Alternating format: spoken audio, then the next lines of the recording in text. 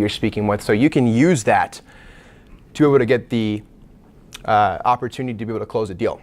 Now, some of the stuff I covered is some of the sales tools of selling. And you guys can probably write this down. It's 5 tools of selling that to master to be very effective on phone calls. Number 1 is rapport. Do you guys know what rapport is? To a certain.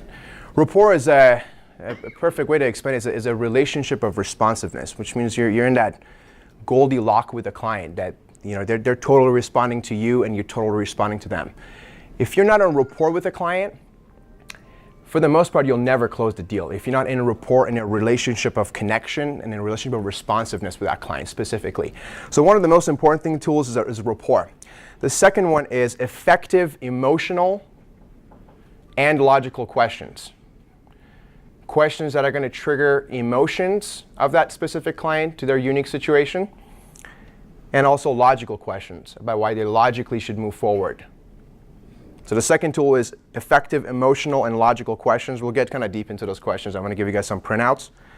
The third one is tonality, your tone of voice. It's extremely important of how you deliver a message to a client, right? If you say, well, how are you today? As opposed to, hey, how you doing today, right? That tone of voice is the deliver of how you deliver a message to a client is about 80% of how the sales goes through. Because what you say in terms of words, it only is about 10% of that message. The tone of voice that you use and being very self-aware of your tone of voice when you're on the phone is one of the most powerful tools in sales that most people don't even have a clue. They just kind of pick up the phone and start talking. They don't pay attention to how they're using their vocabulary and how they're delivering that message. How do you articulate those words? So tonality is a third tool. Fourth tool is the state management, your present and your current state management. Like when you're on a phone call, what kind of a state of mind are you in? Right? Are you tired? Are you bored? Are you low energy? Your state of mind is very important. And kind of when I say state management is, first of all, your physical body. Like if you're just sitting on a desk for like 10 hours and you don't move and you eat a bunch of donuts and you have a very low energy in your body, you're not going to be able to do very well in sales, because what happens is you sucks the energy and emotion out of you. That's number 1, your physical body. The second about state management is your thinking and the language patterns that you use with yourself. It's very easy because we're in sales. You have a bad day, bad calls come in, or shit's just not going your way, right? Things are going sideways, that you get to this pattern of speaking very negatively to yourself, right? Oh, why is this working? Leads suck today. Those, believe it or not, you don't pay attention to them. You're not self-aware of them, but that self-talk does completely kill performance, because if you have a negative self-talk, negativity will kill performance and will bring everybody down to the lowest common denominator if you have a negative self-talk. And that's what thinking is. Thinking is a process of talking to yourself, right? All day you're asking questions. What does this mean? Like the language patterns and how you communicate with yourself. I mean, we pay attention to a lot to how we communicate with our borrowers, which is important. But how you communicate with yourself internally. Are you using empowering words? Are you using positive self-talk or negative self-talk? Right? For example, if things are not going, I'll give you an example of what I mean by self-talk, right? Let's say you're having a terrible day. It's 6 o'clock, you've been taking 15 calls, you had no deals, right? For the most part, your energy level, I can already tell your body is going to be low energy, and you're talking to yourself extremely negatively, right? Oh man, today sucks. I don't know what I'm going to do. I'm going to go down in tears. That self-talk kills performance, because that next call comes that there is an opportunity to close. Because of your garbage self-talk, you're probably not going to close that deal because you're in an incredibly negative state. So self-talk is the second thing about state management. And the third thing is focus, which I pay attention a lot. I've been having the honor of working from home just so I can focus personally more. But when I'm here, I do see that, right? I mean, probably the hardest thing you do for salespeople is focus. If you really do the math of how many hours you're focused single-mindedly on one task, selling, answering and responding to emails, pushing your business forward, focus is probably the biggest thing. People are just distracted. You get distracted by the guy next to you. Oh, the email comes in, Snapchat, Instagram, your phone, and those things keep stealing your focus. So it gets harder and harder throughout the day to be able to focus, to get things done. So focus is very important. Being able to control your focus When you do one thing, you do it single-mindedly. And I'll get into that, I'm kind of giving you guys an overview. I'm going to get into this in kind of depth. And the last one is your emotions. And this is a really weird spot, especially for guys, because it's like, what the hell is emotions, right? Guys don't have emotions. But your emotional states are very, very, very, very important, especially in selling, because selling is a process of transference of emotion. The emotion, this is a certain deal, this is going to be a good thing for the client. You have to be able to transfer that emotion through your tone of voice and your current emotions into that client. For them to feel good, this is going to help them. If you have a low, crappy, doubtful emotion and you're sad or you're depressed and your emotions are low, you're probably not going to be able to transfer the message and the feeling of certainty to that client on the phone because of your current emotions. If you come from a place of passionate, courage, enthusiastic, those emotions are going to help you transfer and convert that call into a deal because the client feels that, right? Right now I'm speaking to you. If I had I'm speaking from a certain emotion, right? I'm coming from certainty, right? And I hope I'm transferring that same thing to you guys from a place of certainty because that's what my emotional state is currently today. But a lot of us don't pay attention to that part either. So that's the fourth thing. State management is four things. Your physical body, are you walking around or are you just sitting, slouching over with your shoulders and your shallow breathing pattern and your energy is low? Paying attention to those things. Your thinking, how you talk to yourself, your negative self-talk, making sure you take control of that using empowering words. Focus, and last thing is your current emotionals. So those things are the state management. And the last tool for tools of selling is deep listening. It is a very, very important part because salespeople tend to just want to talk, right? Because if you feel like when you talk and you take control of the conversation by talking, which is completely the opposite. If you tend to just speak and talk and talk and talk and pitch and pitch and pitch and give a bunch of information because you're thinking you're filling that gap so you don't get a rejection or you're just blurring everything out so you're making sure the client is not going to have anything to say back. People think by talking you take control, which is the complete opposite. It's asking questions and deep listening. Listening builds trust. And clients like people that they listen to, not someone they talk and talk and talk and talk at them. Deep listening is very, very important. So make sure you write these down. 5 tools of selling is rapport, effective emotional and logical questions, your tonality, your tone of voice, how you manage your own state, and the last one is deep listening. And some of the stuff I'm telling you might be just like what the hell is this guy talking about? This is like a psychology class, but it really is true. When you really study, those things are, because our job as salespeople, it's not a job you just show up to. Even though we're very fortunate to have so many leads in this company that even if you just completely suck and you pick up the phone, by default, you'll sell some deals. Someone is just going to come in who's ready to go, who's already hurt, and they're in a bad, and then you just pick up the phone, you just happen to be that guy. But how many of those you get? Far and few in between, right? For you to be able to really make the kind of money that you want to make here, to be able to, everyone comes to mortgages, simply one of the motivating factors is money, right? If there's no money in it, why would you be in mortgages, right? You can just work at McDonald's. That's just the reality of it. But in order for you to be able to do that, you have to be able to be very, very effective with your job. Selling is not a job you show up to. You have to come in to perform. You have to come in with a mentality to perform every single day you come in. If you just roll out of bed, grab some coffee and show up, you're probably not going to win. If you have no idea how you're going to run your day, don't have specific goals for that day or how you're going to run, you're probably not going to win because your success depends on what you do during that day.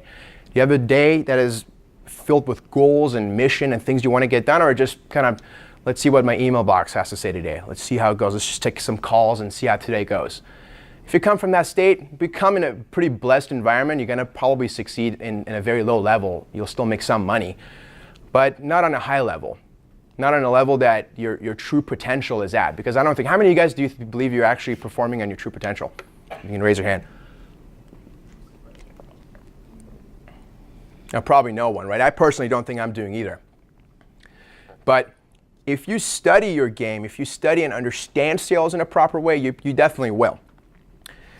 Now, a couple of things I wanted to cover with you guys, and one of the important things that I learned in terms of sales is you need to be able to learn to speak your client's language and not your own language.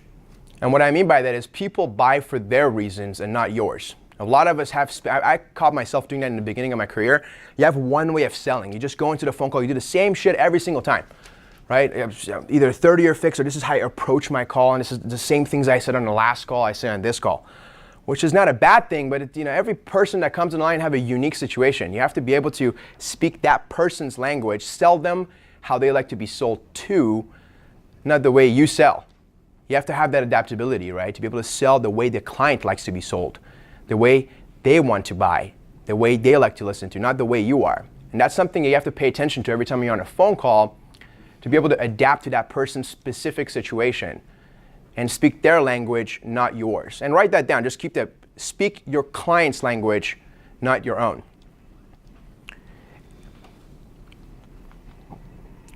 And especially with the current market conditions that we have, the rates are still fantastic from, where realistically you're looking at back 10 years. I wasn't in the mortgage game back then, but you look at really 10-year history, the rates are freaking great. It's just a little bit higher than last year, which was just ridiculously low, so anybody could sell. Now it's really coming down to the game of, can you actually sell a loan? Can you get in there and take someone from 2.5 to 5.5 and be able to sell that? Can you do that? And in order to do that, you cannot go in there sell numbers. You have to get that out of your mind. Like, you have to change your mentality of, when I go in, I'm not gonna, my focus for rates and fees, and that's important. You want to be competitive to a certain level, but that cannot be how you approach it, because you would lose every single time. We're not the cheapest. That's just bottom line. We're not the cheapest lender. However, we're competitive enough. So if you're going to go in there and simply just sell based on numbers and figures and rates and cost, those things, you can kiss your career goodbye if the rates go up another 1%, because you just simply can't sell anything at all. Most important thing in a sale is emotion. The emotional experience that you create on a phone call with a client is what sells that loan, that sells the opportunity for that client, is the emotional. So next time you go on a phone call, remember that, hey, I need to make sure I create a very good, positive, empowering, certain emotion into that phone call. That's what I have to focus on. I'm not going to focus on the logical part of it, the numbers, figures, rates. How do I get in there and emotionally affect somebody? And I know it's complicated, so how the fuck do you do that? Like, how do you affect someone emotionally? Which I'll get into and explain to you guys how you could do it. There are certain tools and things you have to actually do on a phone call to do that. But the emotional experience you create is much more important than the logic and the figures and facts. Because if someone likes you, they feel certain about you as a person, someone's going to take care of them, they trust a company, you build credibility in the company, you build an emotional reason in the product and the solution, and what that product is going to do for them. Like, what is that low payment going to do for me? How's it going to help me in the future? How are you going to paint a picture for that person that emotionally gets them? And I give an example last time in my training, like, people don't go up, everybody I'm sure here at some point, you'd like to have a Lamborghini. Some people are like, no, I don't want it, but let's say a Lamborghini. You don't go buy a Lamborghini because it logically makes sense to pay $700,000 for a car. It just does not make sense to you. You buy it because of the feeling it gives you. The feeling of, okay, I have a freaking Lamborghini, I sit behind that wheel, that car, the feeling and emotion justifies for you to go buy that car. Why? Because it's a feeling. Every purchase you make is based on feeling. It is not based on emotion. It's not based on logic, It's all based on emotion every single time. So you have to, as a salesperson, if you're a professional salesperson, you have to be able to do that, to get in a phone call and emotionally move someone, and then let them justify it with logic. Things have to logically make sense, but emotions are the first thing you have to attack and you have to focus on. So shift your focus from numbers and figures as, how do I get in there? How do I make this person trust me? How do I make this person like me? How do I make them like the company? How do I make them feel certain, feel empowered? And you could do that through certain questions, which I'm going to give you guys a handout. I'm not going to be able to go over all that with you guys, but that's really the main focus, is changing your mindset on a phone call from logic, facts, figures to emotions. How do I get into somebody's emotions? Because that's the only way I can make this person move. Go ahead. Really quickly, I want to make sure I really understand what you're trying to put across there. It's like, people don't, I'm sure we all know this too, don't make the decision based on logic. It's like, you make it based on an emotion. The logic is what you use to reinforce that. Mm-hmm. Emotions come first, logic comes second. Dude, if you're giving someone a crappy deal, no matter how much emotionally you move them, they're going to end up canceling, because it's like, oh, yeah, I felt great at the time, but this doesn't fucking make sense. I'm just going to cancel. But so logic has to still be there. I'm not saying logic is not important. Just go in there and just pitch a bunch of emotional things and take the guy into a bad loan. The logic has to be there. The logic follows after. But first, people move and they say, yes, here's my credit card because of emotion. Sometimes people don't even know. Like, you sell loans, you don't really know how you sold it. It just kind of happened. And a good example is, like, most salespeople, they just say things, throw shit against the wall, hoping something sticks. Right? You do that, right? You just go in the fall, say all these things, hoping some of this stuff would stick, and this person says yes. I don't do that. I know when I'm talking, I know if this person is going to buy or not. I know that. I don't have to throw it against the wall and pretend, oh, I hope this is going to hit. I know where that guy's emotions are. If this guy feels uncertain and I sense it, I know that guy's not going to buy. I'm not going to just pitch a bunch of stuff and hope it sticks. I focus on that. That emotional part is very, very, it was a completely shift in my sales game, because I was like, whoa, this is completely different than I thought it was. Selling is a transference of emotion, emotions of certainty, and this is good. This is going to help me in the future. This is going to be good for me. You have to be able to do that. Other than that, if you can't do that, simply you just won't succeed at a high level, period. Now, how many knows what EQ means? Emotional intelligence, right? Yeah, I've done some studies on emotional intelligence. It's a very, I mean, IQ is a pretty innate thing. You're as smart as you can ever be. Your IQ is innate. It can't be changed. You are as smart as you could be. But EQ is something you can develop. And in sales, the most important thing is EQ. And EQ has 4 fundamental tools that drives EQ, emotional intelligence, especially in a sales arena. Number 1 is empathy. And this is very hard to do, especially if you're a salesperson, you're very driven. You tend to focus on yourself, your own sales, your own money, your own pocket, how you're going to run your day, your own. That is not coming from a place of empathy. Empathy is being able to view things from your client's perspective, seeing it from their view, seeing it from their point of view, and really feeling it. Right? It's very hard to do. I'm a very competitive person, so I'm not naturally an empathetic person, right? I'm just like, let's go, let's win. I don't really care, but you have to be able to do that. In order to be able to be effective and have a high EQ and develop that, you have to be able to be empathetic. And empathy is the ability to consciously view and feel how your client is feeling and seeing things from their perspective. How many times you guys sell a deal like, that guy is just dumb, dude. That guy did not get it. He's stupid. Screw that guy. Right? We do that. I've done that, right? I'm like, that guy was stupid. But I go back and I'm like, no, he's not stupid. I just was not able to see it from his point of view. He was looking at it a different way. I can't call that guy dumb or stupid or why he didn't buy these numbers. Oh, $500 a month, it makes sense. No, it doesn't, because you weren't viewing it from his perspective. You were viewing it for your own. And that's why you didn't close that deal, because every deal is closable to a certain extent. Now, I'm not saying we can. I mean, there's a possibility to close every single deal, but if you don't have empathy, if you cannot view things from your client's perspective, you most likely won't be able to also do very, very well. So that's number 1 in terms of sales EQ. The second thing is self-awareness. This is a very, this is probably, I'd say, to me, this is something that's helped me personally the most to this point. And self-awareness is being aware of your thoughts, being aware of how you're managing your time, being aware of your own feelings, being aware of the current situation, being in the moment. Like many, many times you're on a phone call and your mind is all over the place. Oh, I got to call that guy back, and I got to do this and do that, and you get an email with a restructure, and you're not very self-aware. Being self-aware in a phone call is being very aware of everything that's going on. You're listening, you're hearing intuitively, you're tuning into somebody's emotions. Being self-aware of that entire phone call is very, very important. So self-awareness is the second thing. You know, I practice self-awareness by meditation. I know a lot of people like do meditation, kumbaya, you sit in a dark room, and which, I don't know. You guys, I don't encourage you guys to meditate if you guys don't want to meditate. But self-awareness, if you guys should study it at least, is a very deep subject. But being self-aware is very, very important too. Being self-aware of your actions, how your day is running. Like how many times every 1 or 2 hour checking, okay, what the hell have I produced in the past an hour and a half? What did I do? How many calls have I made? Where's my day? How many credit? All those things is being self-aware. Being aware of what the hell is going on moment by moment, hour by hour, day by day. Being aware of that. Being very conscious of that. You're not going to just look back at the end of the month and say, oh man, I didn't make any sales. This is a rough month. No, it wasn't a rough month. You just weren't self-aware enough of the areas that you're lacking.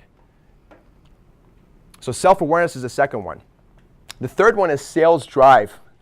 This is probably something that I could say this is also innate. Your drive of how bad you want to win, that's just kind of up to you. I really can't give that one to you. Your purpose and your reasons of why you're living and why you're here today, that sales drive is probably the most important one I would say out of everything. Because if you have drive, you will find the answer. If you have drive, you'll make that sale. If you have drive, you'll find how to overcome those objections, how to become good. If you have drive, you will get the things you want in life. Because you might go at it and fail, but who cares? You'll fall back, you'll learn, you take a note from that, and you move on to the next thing until something does work. But if you don't have a drive, you just kind of go at it and you get easily discouraged and today was a bad day, I'll come back tomorrow, we'll see how that goes. If you don't have drive, this is a game of business. You have to close those deals. This is not a job you just show up and take orders.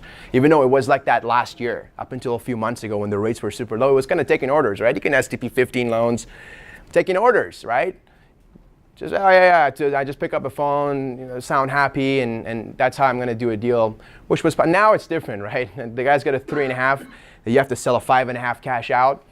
Right? If you don't know how to be a good salesperson, you're just simply going to lose all those deals. Oh, the rates are up, this and that, and you're just going to blame the environment. So drive, I think if you guys would take one thing from this whole sales training today is how to build your drive, finding the reasons of truly why you're here today at Loan Depot, right? Some people are here to make a living. Some people are here to take care of their family. And some people are here to design a life. I'm here to design a life for myself, right?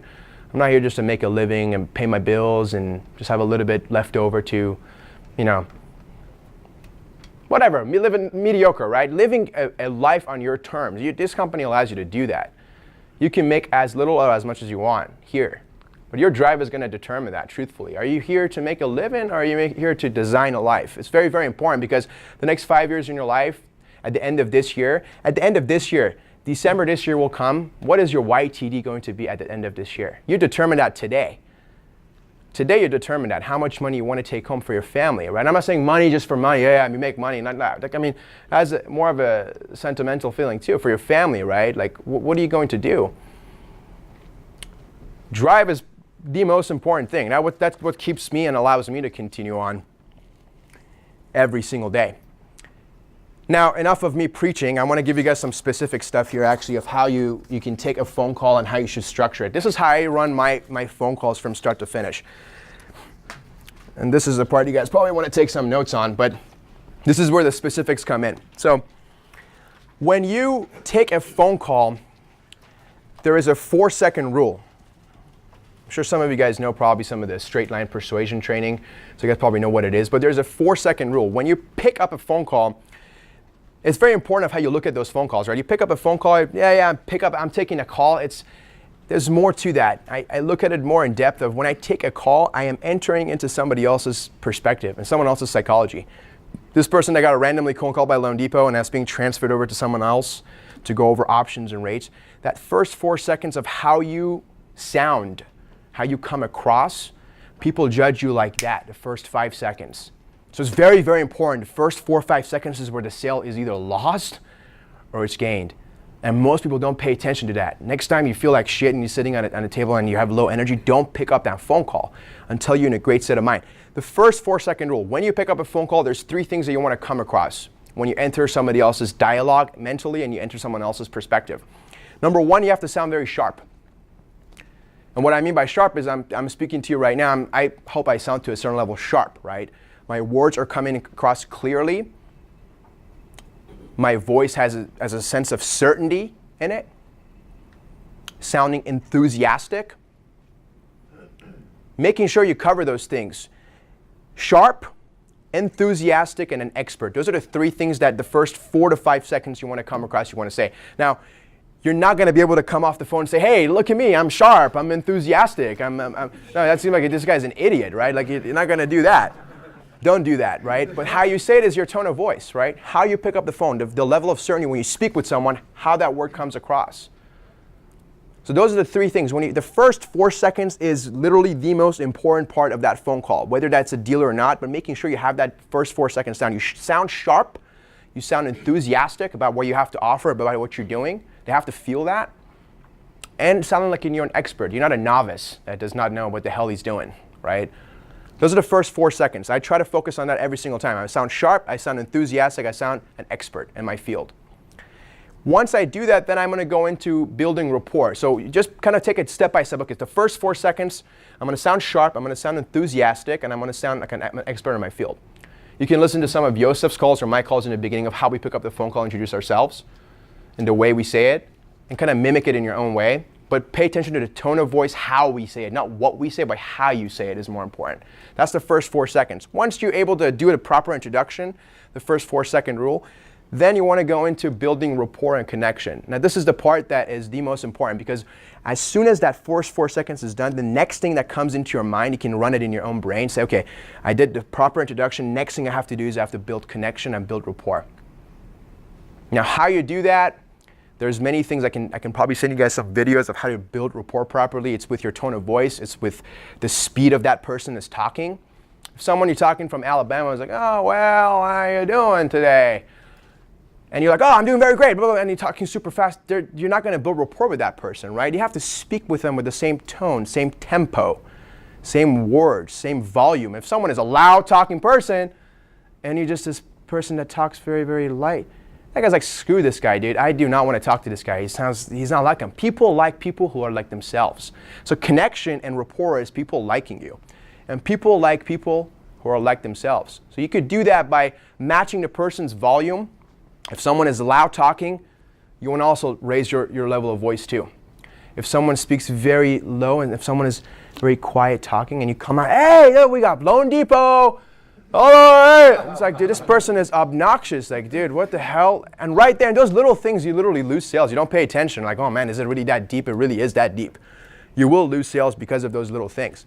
So once you do the 4-second rule, the next thing you want to go into is rapport. Rapport with tone, the speed. If someone is from New York and talks very, very, very, very, very quick, and you're like, oh yeah, and you just had lunch, after lunch, and you're all like slow and bloated and like, oh yeah. Yeah, well, it's like, dude, this rapport is dead. You have to be very conscious of those things, right? Making sure you match and mirroring a person till they like you. And it's not like they like you because you play golf, he plays golf. It's like, I just kind of like that person. I don't really know why, I don't quite know, but I kind of like that guy. Being able to do that.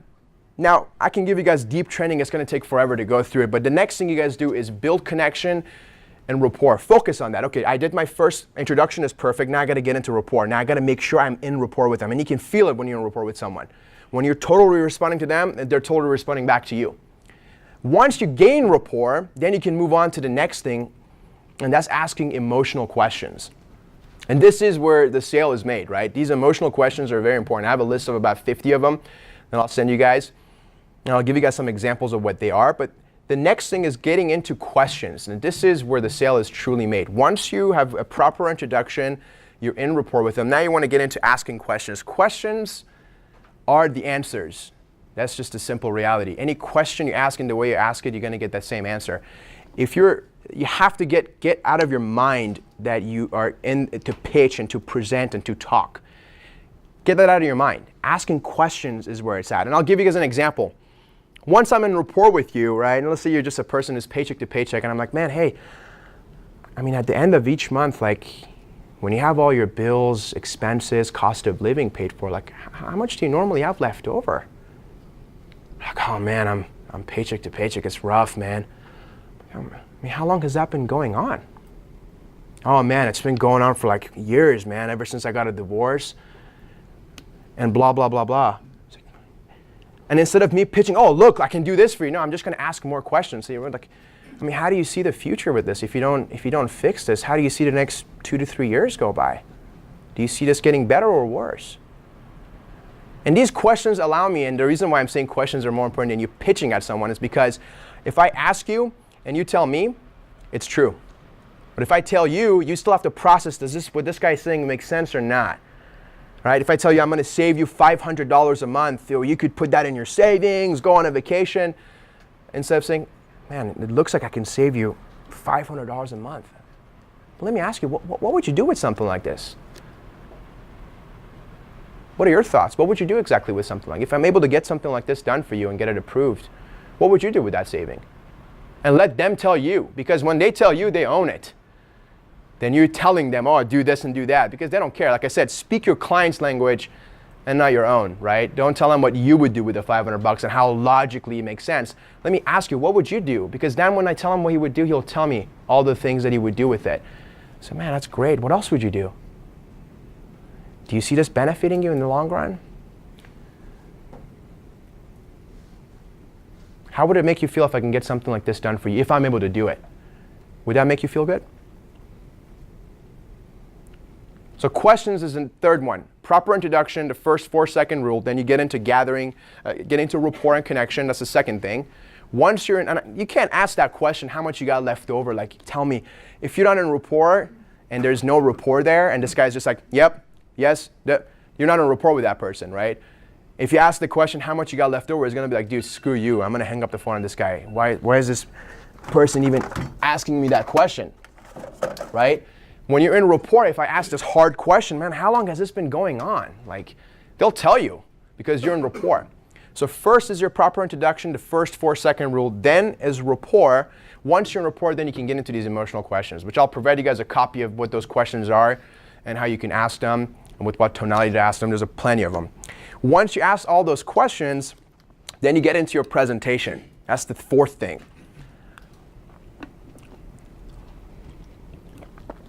Now, presentation is its own art. It's different than selling. Selling is, asking those questions, getting the person emotionally involved, having them open up, being in connect. That's what selling is. But when a presentation comes around, this is its own art. Now, when you present, there are certain things that you want to also cover in your presentation. You want to cover all the logical points of why they should do this, and you want to cover all the emotional points of why they should do this. Man, I mean, you told me you've been paycheck to paycheck for, Mr. Smith, you've been telling me you're paycheck to paycheck for, 6 years, and I know it's been going on for a long time, and it's been bothering you. It's been putting you in a very rough spot. And I know that the future with this is not going to be very bright. So what we can do, now I'm covering all the emotional reasons of what they should do, and then I move into the logic. Now, in the presentation, these are the things that you want to cover in order. First, you want to cover the pain. So when you present and you're putting someone on hold to structure a deal, and you want to present it, making sure that presentation has an order as well. I'm going to cover this, this, and this, and then I get to close. The first thing you want to cover in a presentation is all the pain points. Man, you've been telling me you're paycheck to paycheck. Mr. Smith, I got some options ready for you, but I want to kind of review a few things with you before we go through.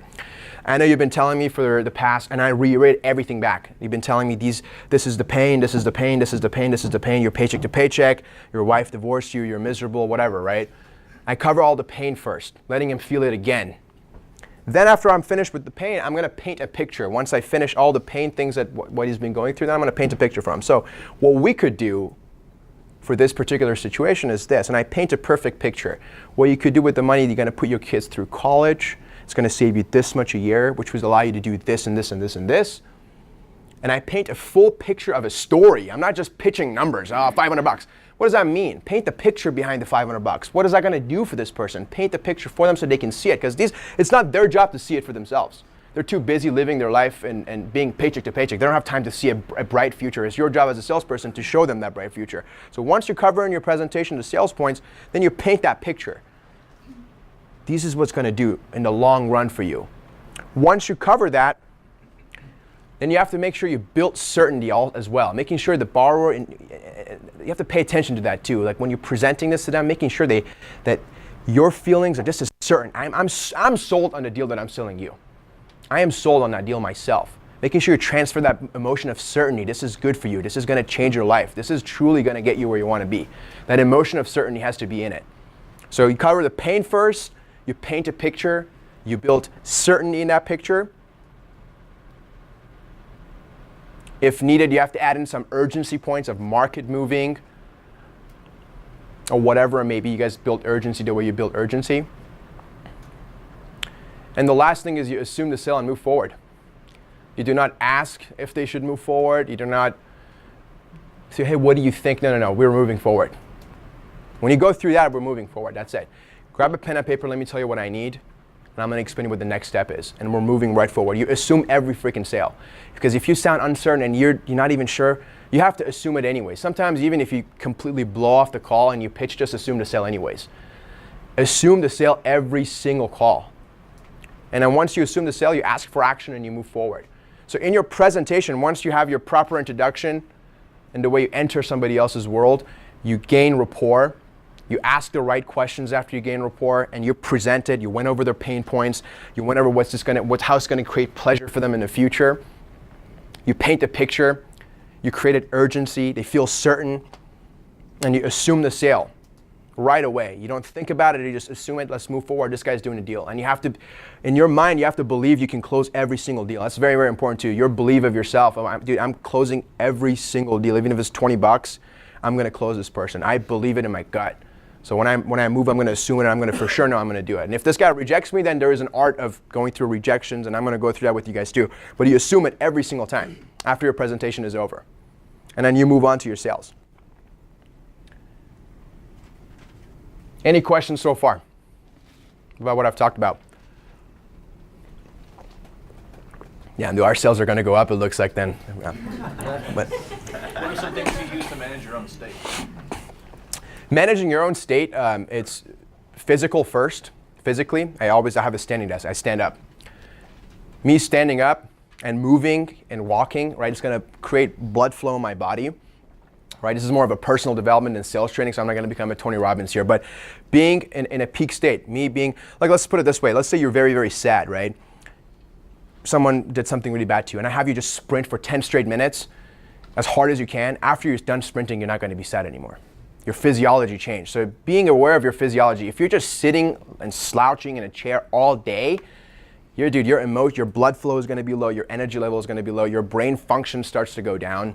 And I'm sounding like a nerd here. I'm not trying to give you neuroscience, but managing your state first is your physical state, what physical state it is. If you feel like your state is crap, get up and walk. Do 10 push-ups. Do whatever. Change your physiology. Wake up your body. Make sure your blood is flowing through you. That's why I always stand up. Whoever has a standing desk helps you a ton. Like Sarge sat at my desk. I was at home working. I was like, dude, I love this. It changes your physiology. Your mood changes. Your physiology is the first thing for your state. The second thing is once your physiology is in place for your managing your own state is the language. Paying attention to how you talk to yourself, right? It's like, oh man, it's just a rough day today, man. It's a rough day. Just change. It's like, dude, shut the fuck up. Don't say it's a rough day. It's a great day, right? It's a great day. Yeah, I know things are not going the way I want it to go, but how can I find opportunity today? Stay in the fight. Easy day. I'm going to win today. I am going to win today. Once my physiology is there, then the next thing I'm going to do is the way I talk to myself. I change that. Take control of your physiology first, then the way you speak with yourself. Most of us have no freaking idea that you talk to yourself, probably till I talk about it today. Like, I don't know, I talk to myself. But you do. Right now I'm talking to you, you're asking yourself, would this guy saying make sense? What is he, like, you're talking to yourself right now. You're always doing it. You're always internally communicating with yourself. And being aware of that is very important because if I communicate poorly to myself, I'm probably going to do the same thing on the next call. First, it starts how you communicate with yourself. So to give you the managed statement, how do you manage your own state, first is your physical body. Second is your internal language of how you talk to yourself. And the last thing is your focus. Are you focusing on why shit's not working, or are you focusing on the opportunity? Are you focusing on why things are not going the way you want, or are you focusing on how I can make it better? How can I win through all this? The focus is very important, right? You always have to focus on where you want to go, not where you fear to go. I'm afraid I'm not going to hit my numbers. If you focus on where you don't want to go, you'll just end up there. Every time. Every single time. If you focus on what you don't want, you actually get the same thing. You get exactly what you focus on. So don't focus on what you don't want. Focus on what you wish to have and choose to have. So physical body is first for state management. If you don't feel like your state's there, get up and walk around, do some push-ups, lift some weights, get your body to wake up, and you'll feel it in your body. Then how am I talking to myself? What's the language pattern I'm using? Pay attention to that. Then the third thing is your focus. Start focusing on what you want. I want to win today. Not, oh man, how am I going to survive today? How am I going to win today? Then the third thing is your focus. That's the best thing I can give you in terms of state management.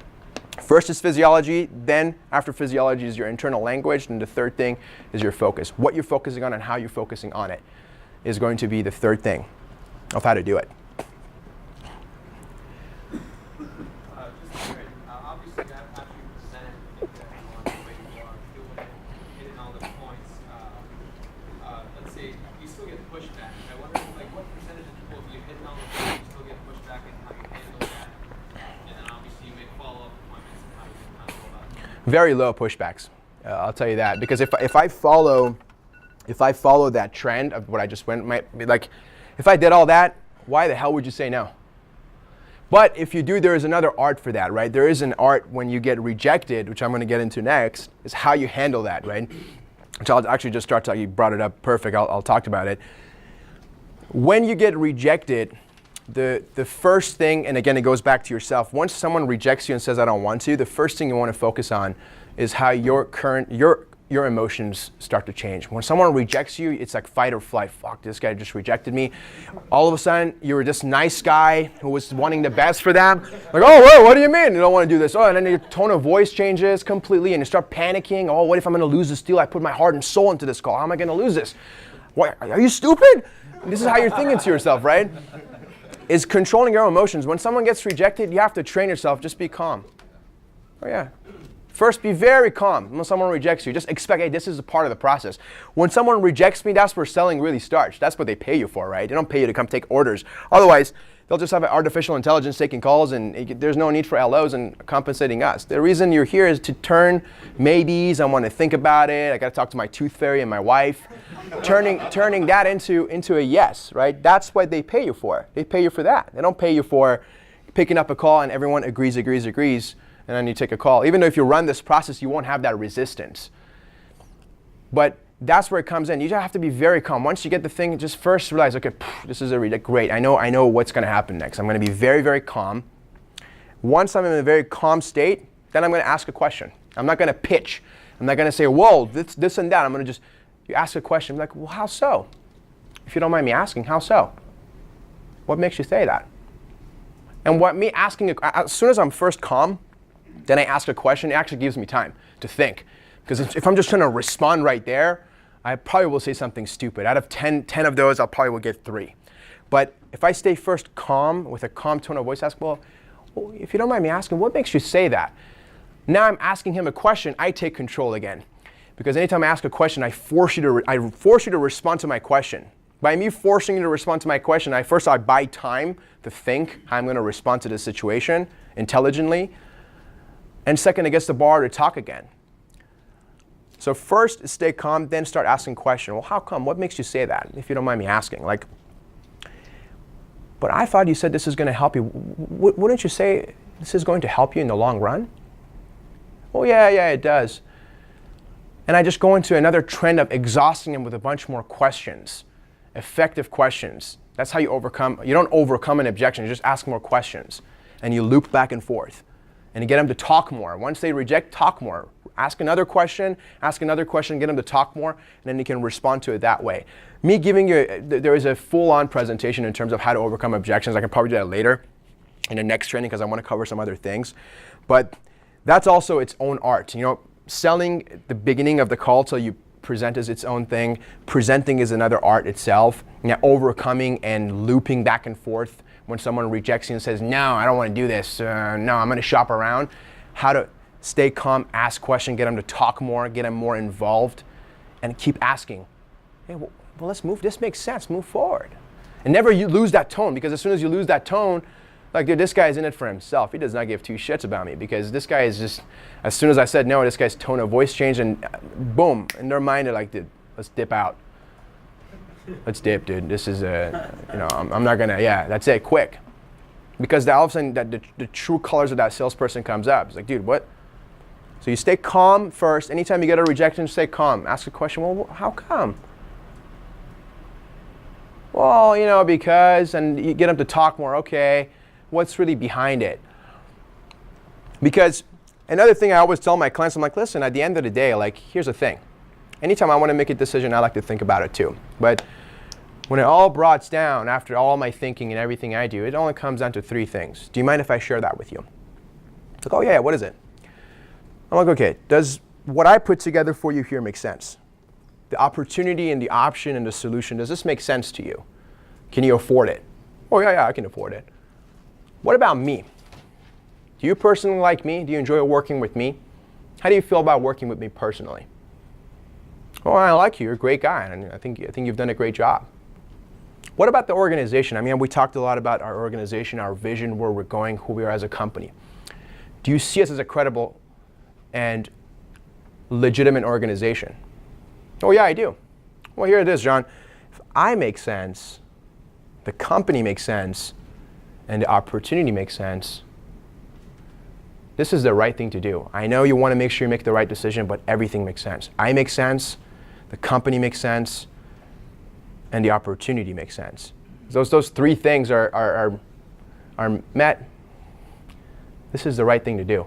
Let's move forward.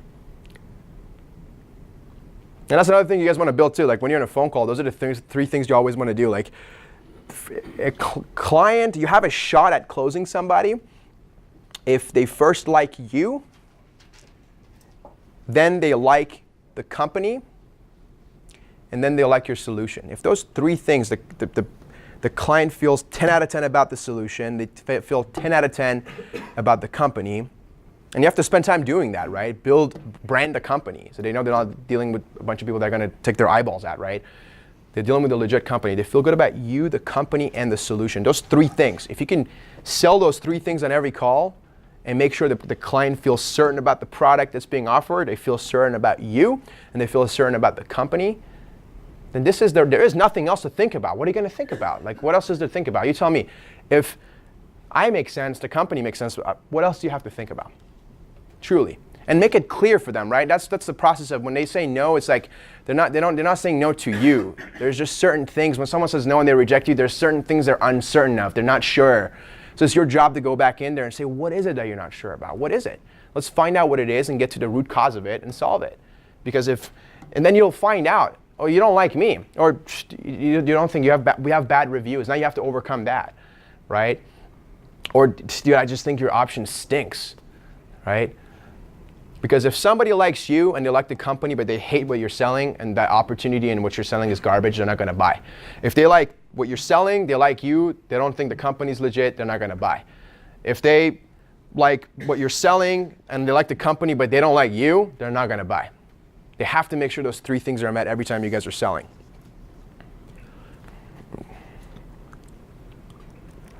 So enough of sales training. I'm going to give you guys a couple of actual tools to take. There's certain words, I think you guys should definitely write this down too. There's certain words you guys do not want to use also. Language is very important. Like I was talking about earlier, how you talk to yourself is the result of how your thinking is, how your day goes. Certain words you do not want to use. There's about 50 of them, but I'm just going to use a couple of them here so you guys know. Never use the word cost or price. Use investment, right? Your initial investment on this transaction is XYZ. No, your cost of this loan. I mean, the word cost just triggers a different feeling than this is an investment, right? You feel much better for investing than something costing you. So instead of using the word cost or price, use investment. Instead of using contract or your federal disclosures, it just sounds like, dude, I don't know. Oh, hold on, right? Contract or disclosures, instead of using it, say just your initial agreement. Just some initial paperwork. Just sounds much more like nonchalant, no big deal. Just some initial paperwork we're going to get together and move. And so, the contract, or no, it's just some initial paperwork. Instead of using this deal, don't say the word deal, opportunity, right? A deal is different than an opportunity. Deal just triggers like, oh, salespeople is giving me a deal. You want to use the word opportunity as opposed to a deal. Instead of saying sign, say, I need you to okay a few things here for me. If you could authorize a few things. Okay, approve. Use the word approve, okay, authorize. To that 90-year-old man, it sounds a lot better to authorize or okay than sign. Oh, I don't know, I gotta read this over, you know. And you'd be surprised. You guys don't think that has an effect, but it has a huge effect, right? Instead of use the word sign, use okay, approve, authorize. Instead of saying there's a problem with your loan, hey, there's a bit of a challenge. There's a bit of an obstacle we came across. Obstacle, challenge, then problem. Instead of saying your objection, I'm going to go over your objections with you, right? You use the word areas of concern. Areas of concern sounds a lot better than objection, right? Instead of saying this is a cheaper deal, hey, this is much more of an economical option for you, right? Economical as opposed to cheaper, Now, can I pull up my stuff here? I wanted to show them my, yeah, I'm going to show you guys some stuff about some of the things that you guys can actually take and do. Let me see. I probably can't pull it up here. Could I pull up my email here? Earlier, when we were talking about building rapport, Uh-huh. you mentioned the type A personality guy that's like, yep, yeah, no. Like, you get that borrower that's just like, you cannot break into the rapport. Mm-hmm. Like, is that just a not sellable customer, or how do you break into that guy that's just like, will not let you in? It's a harder one to do, but I would break their pattern. And in the middle, like, hey, if you don't mind me asking, I just want to know, like, I mean, is this something you're really interested in doing? Damn, so. Right? I break the guy's pattern. I'm not going to just go along and waste my time. Hey, like, let me ask you a question. I mean, you don't really sound like this is something that you're looking for. I just want to make sure I'm not wasting your time. Is this something that you're really looking to do? I want to make sure we're a good fit for you. Is there something that you are looking for? I just want to know, because it doesn't seem like you are. And you'll know right there. If you're not interested, then get off the phone, dude. Next call, right? Whatever. I'm not going to waste my time and try to get someone that's not interested. You're not. That's not what your job is. You're not supposed to take people that are not interested, not in the market, to turn those into a loan, because really, they probably won't fund. And you might be able to get them in, and they'll probably just cancel. That's right there. These calls that are coming in, you have to funnel these calls, knowing what prospects they're interested. If someone is not interested, then I'm just going to blow you out of my funnel. I'm going to get to the ones that are interested, they need our product and services, and we can actually help them, and they're in the market to refinance to a certain level, right, if there's benefit. But if this guy is just, I got 3%, yeah. Let me ask you something. I'm not going to continue on. Break the guy's pattern right there. Let's face the blunt truth. Hey, is this something you're actually looking for? Is there anything we can actually help you with here? You don't seem very interested. Just be honest with me. And you'll know the answer right there.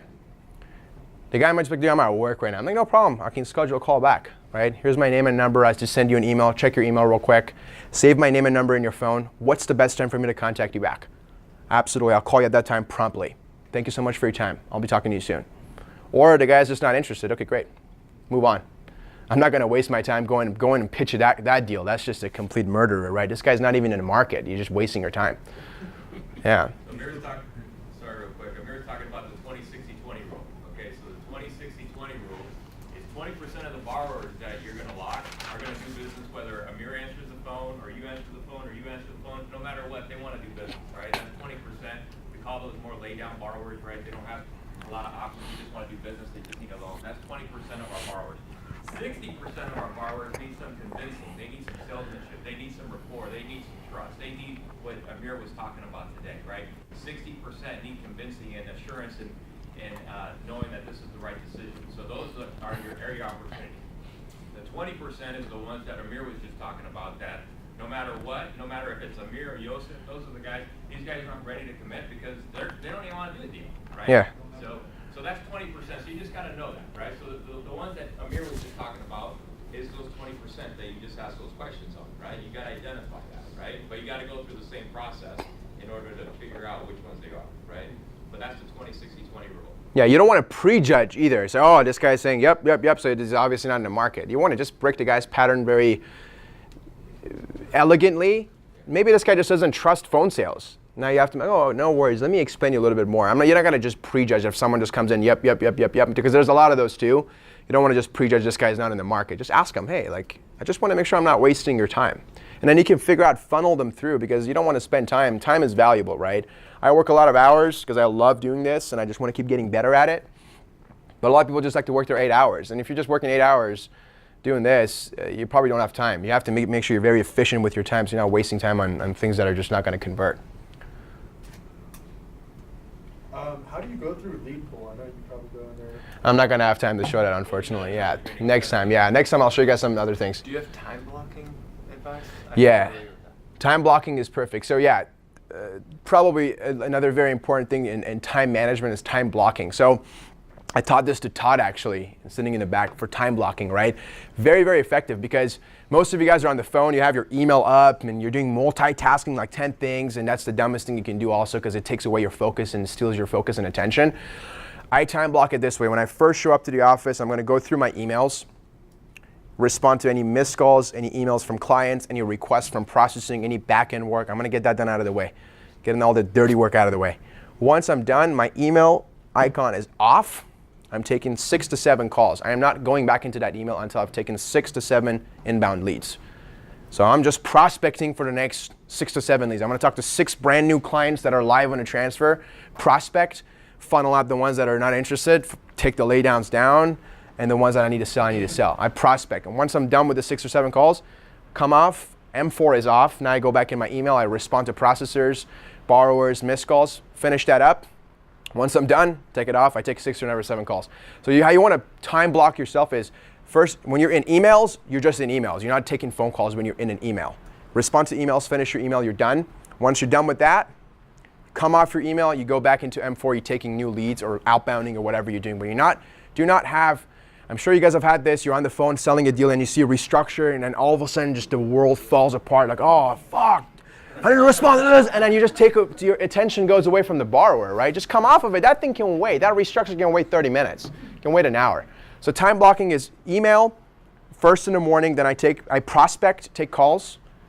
Prospecting is probably a better word because I can find what's a deal, what's not a deal. Once I'm done, I go back and respond, come back in, and I probably answer emails 5 times a day. That's it. I'm not in the email all day. You should be off your email while you're on the phone calls. That's why we time block.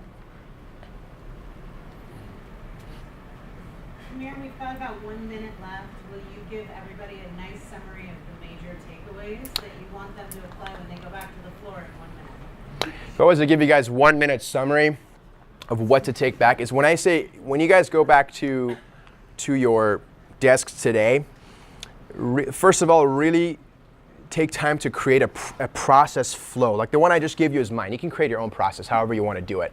Making sure when you're opening up a phone call, you're following a process. You're not just taking a phone call and boom. Making sure you have a proper introduction, making sure you're able to build rapport, making sure you're able to ask intelligent, logical questions and emotional questions, making sure you got your presentation next. It goes all in order. And then being able to do your rejections and looping back and forth with borrower, overcoming the concerns. So one I would say is having a structure call. Every call that comes in, if I do these things, I get a sale. If I do all these things, one by one, I'll get a sale. Boom. I touch on these 4 or 5 things. I have a proper introduction. I build rapport. I ask the proper questions. I do a presentation. And I go back and forth in a loop with questions and overcome their concerns, and you will get a sale. That would be one thing I would say. And the second thing I would say is, when you go back, really go dive into, say, okay, next call I take, I'm going to get really involved with the client's emotions as opposed to logic, because we're just selling rates and fees. No, just get back and say, how can I get in there and get into someone's emotion? And focus on your client's emotions, because that's what's really going to be a bottom line of how you're going to make a sale, is focusing on emotions as opposed to logic, because logic in this market is definitely not going to sell. That's for sure. Those are the 2 things I'd say you guys should focus on. And thank you very much for having me. Appreciate it.